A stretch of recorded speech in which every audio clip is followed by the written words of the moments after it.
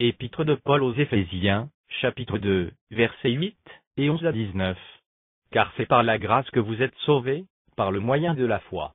Et cela ne vient pas de vous, c'est le don de Dieu. Etc.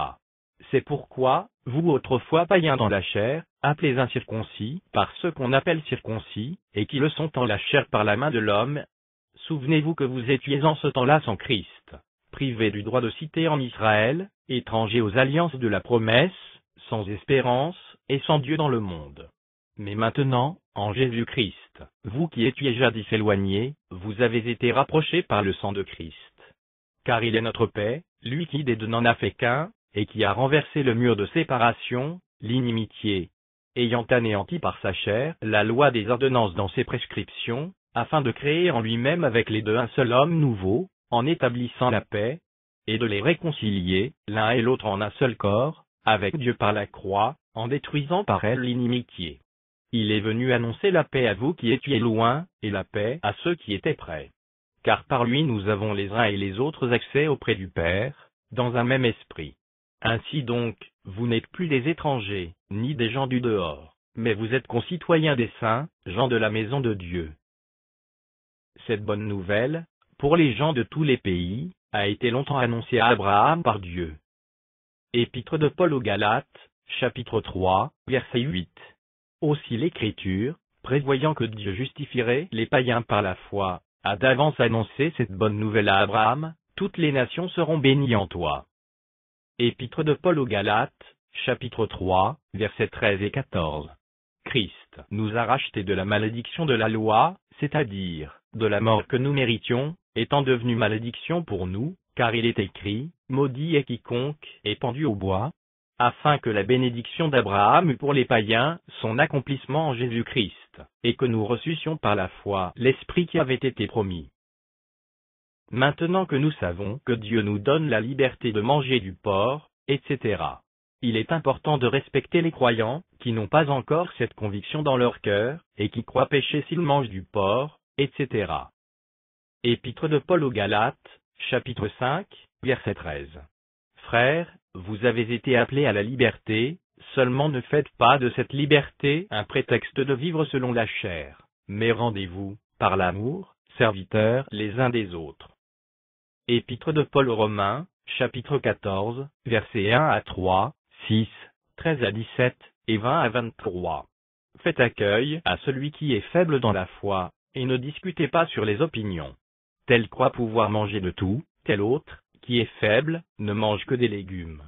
Que celui qui mange, ne méprise point celui qui ne mange pas, et que celui qui ne mange pas ne juge point celui qui mange, car Dieu l'a accueilli. Etc. Celui qui ne mange pas, c'est pour le Seigneur qu'il ne mange pas, et il est en grâce à Dieu. Etc.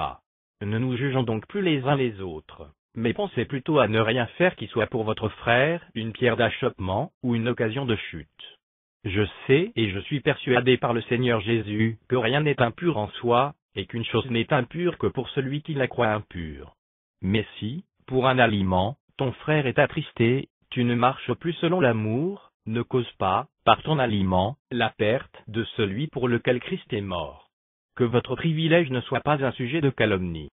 Car le royaume de Dieu, ce n'est pas le manger et le boire, mais la justice, la paix et la joie, par le Saint-Esprit. Etc.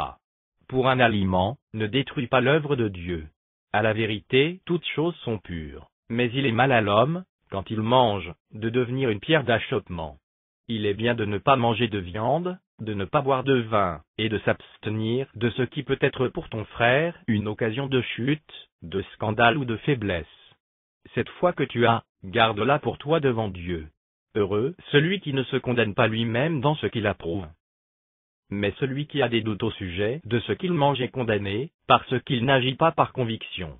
Tout ce qui n'est pas le produit d'une conviction est péché. Donc, on comprend bien, que si par exemple, un croyant invite un autre croyant à manger chez lui, et que ce croyant qui l'invite pense que manger du porc est péché, alors le croyant qui l'invite doit le respecter, et ne pas lui offrir du porc à manger à sa table. Car l'invité pourrait se sentir obligé d'en manger, pour ne pas déplaire à celui qui l'a invité, et ainsi cet invité pécherait contre Dieu dans sa conscience, car sa conscience ne lui permet pas de manger du porc en toute liberté devant Dieu. même si Dieu ne lui interdit pas de manger du porc, car en mangeant quelque chose qu'il croit être mal de manger, en son cœur, il désobéit à Dieu. Il ne marche pas en bonne conscience, et il ne marche pas par la foi puisqu'il n'a pas une pleine conviction de ce qu'il fait, il n'a pas encore la connaissance de ce que Dieu dit sur ce sujet. Épître de Paul aux Romains, chapitre 14, verset 23. Mais celui qui a des doutes, au sujet de ce qu'il mange, est condamné, parce qu'il n'agit pas par conviction. Tout ce qui n'est pas le produit d'une conviction est péché. L'apôtre Paul nous donne un autre exemple, d'agir par la foi dans ce que nous mangeons. Une viande sacrifiée aux idoles est toujours une viande venant d'un animal que Dieu a créé. Et si on mange cette viande comme appartenant à l'idole, alors on pêche, mais si on mange cette viande comme venant de Dieu, et non comme venant d'un faux Dieu quelconque que l'idole représente, alors on ne pêche pas. Il faut donc respecter la conscience des autres, et ne pas faire de notre liberté une cause de chute dans le péché pour notre prochain qui nous voit faire. Première épître de Paul aux Corinthiens, chapitre 8, versets 1 et 4 à 13. Pour ce qui concerne les viandes sacrifiées aux idoles, nous savons que nous avons tous la connaissance. La connaissance enfle, mais l'amour édifie, etc. Pour ce qui est donc de manger des viandes sacrifiées aux idoles, nous savons qu'il n'y a point d'idole dans le monde, et qu'il n'y a qu'un seul Dieu. Car, s'il est des êtres qui sont appelés dieux, soit dans le ciel, soit sur la terre, comme il existe réellement plusieurs dieux et plusieurs seigneurs, néanmoins pour nous il n'y a qu'un seul Dieu, le Père, de qui viennent toutes choses, et pour qui nous sommes, et un seul Seigneur, Jésus-Christ, par qui sont toutes choses, et par qui nous sommes. Mais cette connaissance n'est pas chez tous. Quelques-uns, d'après la manière dont ils envisagent encore l'idole, mangent de ces viandes comme étant sacrifiées aux idoles, et leur conscience, qui est faible, en est souillée.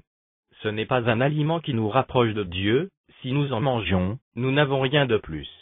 Si nous n'en mangeons pas, nous n'avons rien de moins. Prenez garde, toutefois, que votre liberté ne devienne une pierre d'achoppement pour les faibles. Car, si quelqu'un te voit, toi qui as de la connaissance, assis à table dans un temple d'idole, sa conscience, à lui qui est faible, ne le portera-t-elle pas à manger des viandes sacrifiées aux idoles? Et ainsi le faible périra par ta connaissance, le frère pour lequel Christ est mort. En péchant de la sorte contre les frères, et en blessant leur conscience faible, vous péchez contre Christ. C'est pourquoi, si un aliment scandalise mon frère, je ne mangerai jamais de viande, afin de ne pas scandaliser mon frère.